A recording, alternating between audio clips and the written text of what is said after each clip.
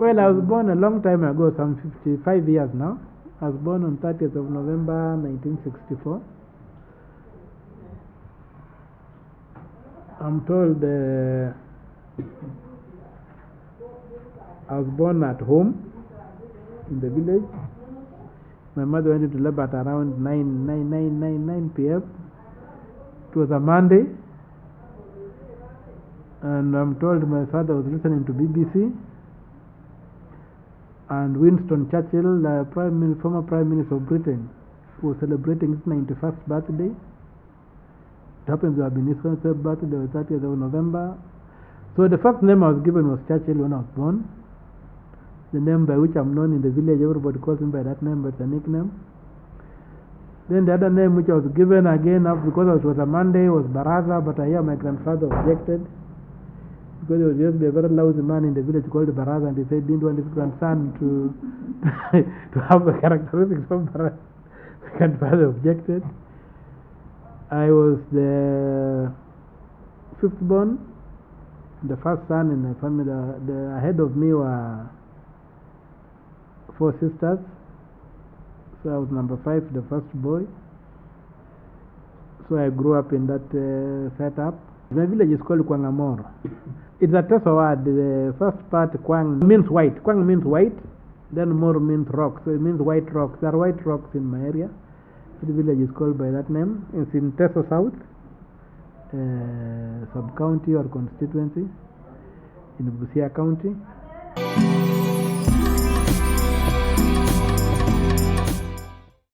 I grew up in the local schools.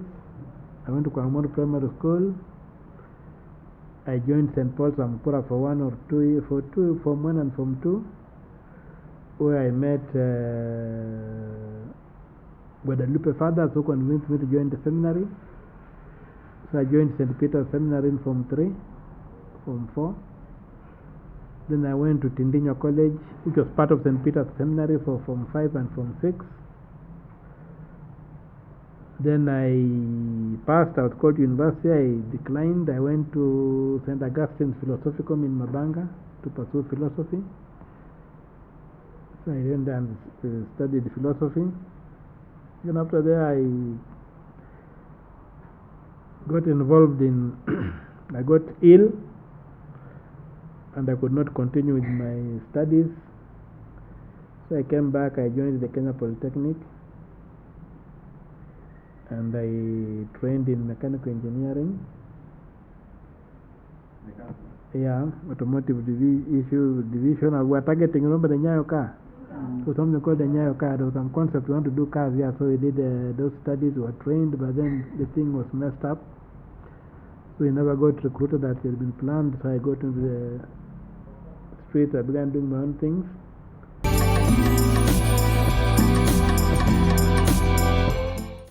Well, I come from a fairly strong Catholic background. Even my grandfather in 1985 was given a medal of recognition by Pope John Paul II as a distinguished Catholic. He sent a special medal to him in 1985 from Rome with my grandmother. So we had that very strong Catholic upbringing.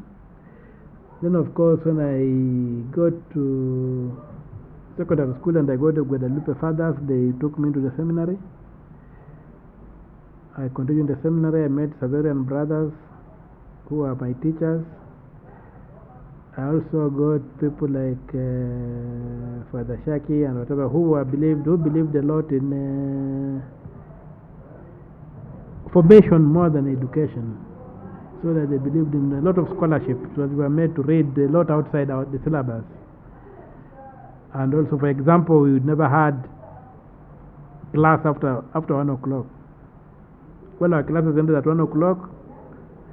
After 1 o'clock, there were no books. You put books aside. You go and do other things, because they said you have to develop as a human being, all round. So I trained and I got really into it. I even began. I got involved in Lodwar to begin doing my pastoral work there. I wanted to be a pastor in a very remote area. with my Bible, with my rosary, and my flock. That's what I was training to do. I did not have any ambitions in the ecclesiastical orders whereby you go there, because I believe the highest you could rise is just to be a priest. Even the Pope is just a priest, doesn't get beyond that.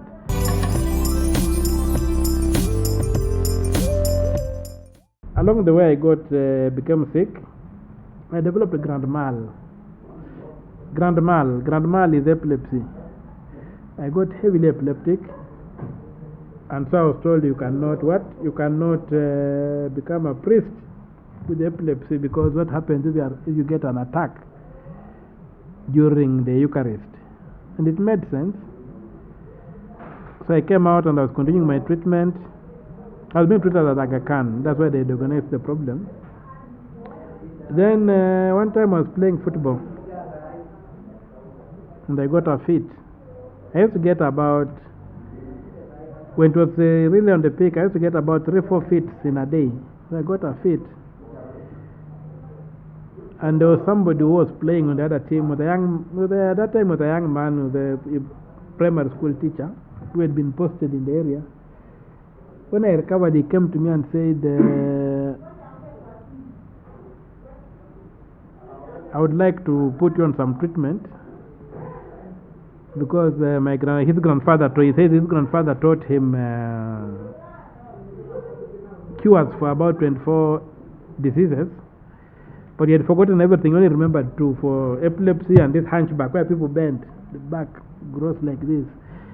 So he said, can I try the epilepsy thing on you? I said, well, why not? So I went and talked to my father. My father agreed. He charged 1,500.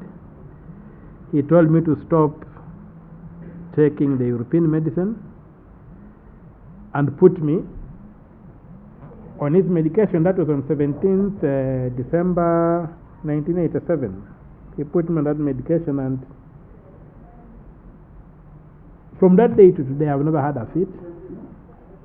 I've never had a fit from him. He treated me for 12 days and told me I was cured. So from that time up to today, I've never had an epileptic fit. But I've never been certified as cured, because Western medicine says epilepsy cannot be cured.